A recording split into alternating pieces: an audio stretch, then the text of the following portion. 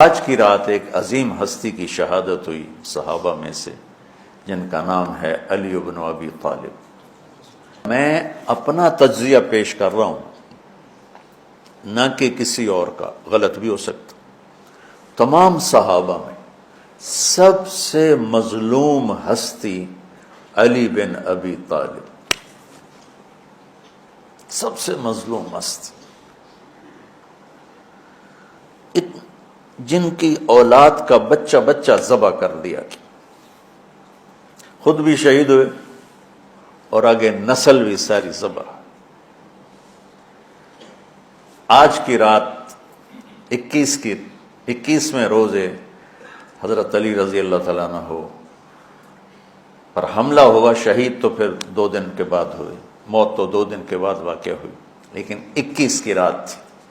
علی بن ابی طالب بن عبد المطلب بن ہاشم بن عبد مناف بن قصی بن کلاب بن مرہ بن کعب بن لوی بن غالب بن فہر بن مالک بن نضر بن کنانہ بن خزیمہ بن مدرک بن الیاس بن مدر بن نزار بن معد بن عدنان بن عود بن حمیسہ بن سلامان بن عوس بن بوز بن قموال بن ابی بن عوام بن ناشد بن حزا بن بلداس بن یدلاف بن طابخ بن جاحم بن ناحش بن ماخی بن عیفی بن عبقر بن عبید بن الدعاء بن حمدان بن سمبر بن یثربی بن یحزن بن یلحن بن انعوا بعیزی بن زیشان بن عیسر بن اقناد بن ایہام بن مقصر بن ناحث بن زار بن سمی بن مزی بن عود بن عرام بن قیدار بن اسماعیل بن ابراہیم بن آذر بن ناحور بن سروج بن رعو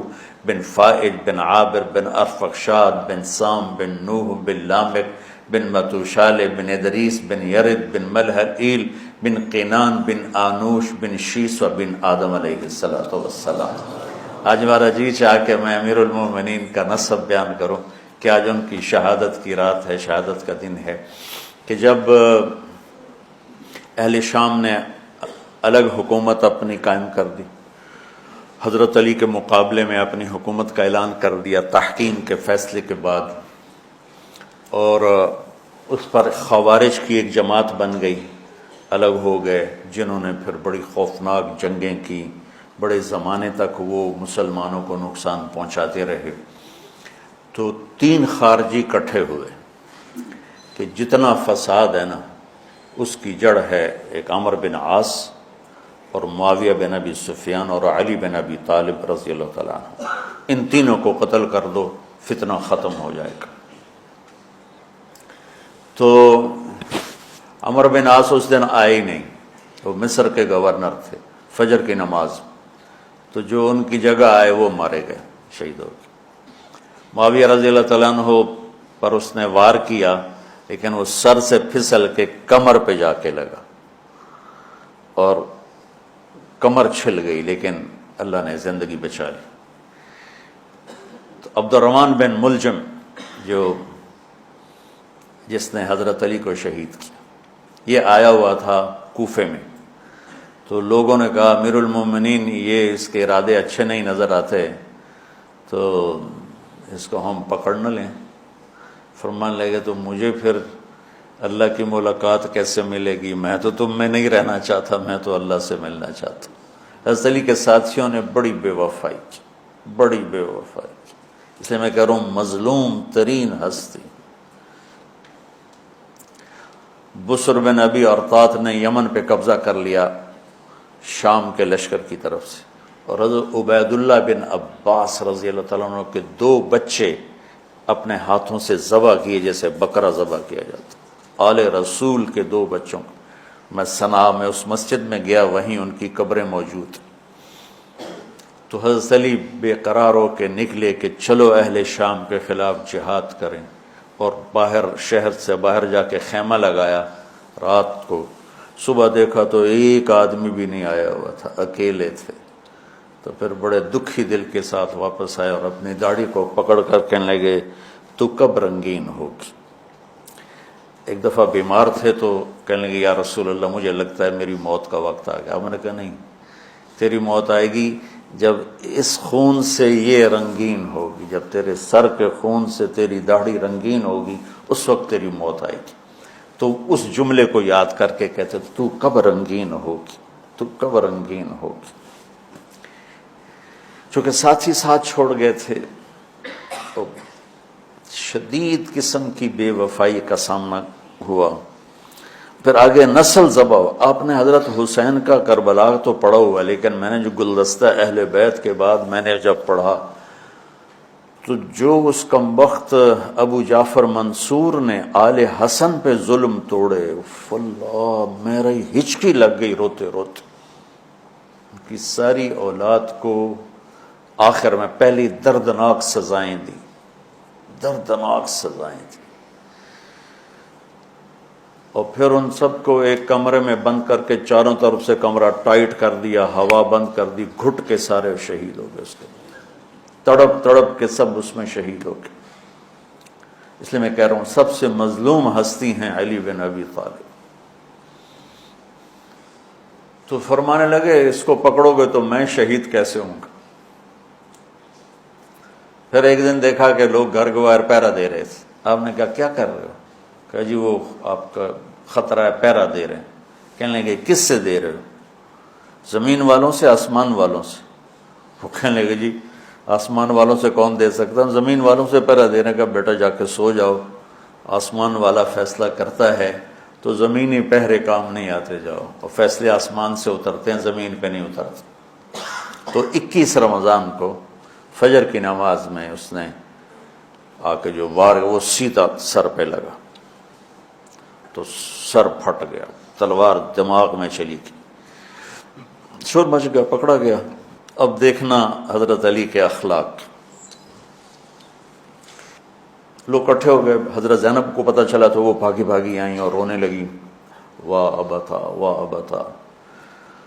تو وہ کہنے لگا، وہ لوگ کو پٹی پٹی باندھنے لگے تو وہ کہنے لگا ابن ملجم جتنی مرضی پٹیاں باندھ لو، اب یہ مر کے ہی رہے گا، اس تلوار کو 1 مہینہ زہر میں ڈبو کے رکھا ہے پھر وار کیا ہے۔ تو اس پر تو بڑے سے بڑے حلیم کو غصہ آ جانا چاہیے، وہیں اس کا قیمہ ہو جاتا۔ اور حضرت علی کیا کہہ رہے ہیں؟ بھائی اس کے لیے نرم بستر بچھاؤ، اس کو گرم گرم کھانا کھلاؤ، اسے ٹھنڈا ٹھنڈا پانی پلاؤ۔ اگر میں زندہ رہا تو میں خود فیصلہ کر لوں گا مجھے کیا کرنا ہے، اور اگر میں شہید ہو گیا تو پھر پہلی میری درخواست ہے کہ اسے معاف کر دیں۔ یہ بتانا چاہتا تھا، اسے معاف کر دیں، اور اگر اسے میرے بدلے میں قتل کرنا چاہو تو پھر اس کو تکلیف نہ دینا، بس ایک ہی وار سے اس کی گردن اڑا دینا، اسے تکلیف نہ دینا۔ اللہ اکبر۔ آپ پڑھیں گے نا صحابہ کی سیرت تو سب سے زیادہ فضائل حضرت علی کے، سب سے زیادہ مقام اور مرتبہ تو ویسی جیسے خلفائے راشدین۔ سارے صحابہ اللہ کے ہاں مغفور محبوب، ان میں سے 10 مقرب ترین ابو بکر، عمر، عثمان، علی، طلحہ، زبیر، سعد، سعید، ابو عبیدہ بن جراح اور عبد الرحمن بن عوف۔ پھر ان 10 میں سے 4 محبوب ترین جو خلفاء بنے، پھر جیسے ان کی خلافت کی درجہ بندی ہوئی ایسے ان کے مقام اور مرتبے کی درجہ بندی ہوئی، لیکن فضائل سب سے زیادہ حضرت علی کے ملتے ہیں۔ اور یہ ایک فضیلت جو حضرت علی کو اللہ کے نبی نے سنائی، ہاتھ پکڑ کر یوں اپنے سینے کے قریب لگا کے فرمایا، اترضی ان یکون منزلک مقابل منزلی فی الجنہ، علی تو راضی ہے جنت میں تیرا گھر میرے گھر کے سامنے ہوگا۔ تو حضرت علی رونے لگے کہ نہیں میں راضی، میں راضی۔ تو آج کی رات اس ہستی کی شہادت ہے، فجر کی نماز میں ان کا انتقال ہوا، جن کو میرے نبی نے ابو تراب کا لقب دیا کہ تو میرے لیے ایسے جیسے موسیٰ کے لیے ہارون ہے، تیرا گھر جنت میں میرے گھر کے سامنے ہوگا۔ پھر آپ نے اپنی بیٹی فاطمہ سے کہا فاطمہ تو میں یہ دونوں حسن حسین اور یہ جو سویا ہوا ہے، حضرت علی جاگے نہیں، وہ سوئے ہوئے تھے، یہ جو سویا ہوا ہے ہم پانچوں آخرت میں ایک ہی جگہ پر ہوں گے، اکٹھے ہوں گے۔ تو یہ بڑے درجے کے صحابہ میں، اور اللہ کی قدرت ہے کہ اللہ نے کسی خالص ہاشمی کو حکومت نہیں دی، کامیاب نہیں ہونے دی۔ بنو عباس بھی اہل بیت ہیں لیکن ذرا دور سے، ان کے 35 حکمران آئے، 35 میں سوائے ایک کے سب کی مائیں ہاشمی نہیں تھی۔ پہلے ہاشمی خلیفہ بنے حضرت علی، والد کی طرف سے بھی والدہ کی طرف سے، اور وہ کہتے تھے تو کب رنگین ہوگی، اور موت مانگتے مانگتے یہاں تک کہ شہید ہو کے چلے گئے اور دکھوں بھری زندگی گزاری۔ وَلَقَدْ رَأَيْتُهُ فِي بَعْضِ مَوَاقِفِهِ وَقَدْ أَرْخَى اللَّيْلُ سُدُولَهُ وَغَارَتْ نُجُومُهُ وَهُوَ قَائِمٌ يُصَلِّي فِي الْمِحْرَابِ قابضا على لحيته يتململ تململ السليم ويبكي بكاء الحزين ويقول للدنيا إلي تغررت وإلي تشوقت وإلي تزينت وإلي تشوفت من قلة الزاد وبعد السفر ووحشة الطريق آيتها الدنيا غري غيري قد بتتك الثلاث عمرك قصير ومجلسك حقير وخطرك يسير من قلة الزاد وبعد السفر ووحشة الطريق۔